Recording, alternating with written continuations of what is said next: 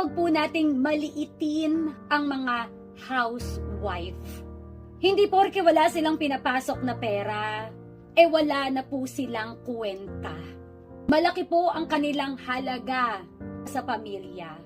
Itong mga housewife na ito, sila po yung tinatawag nating unpaid employee.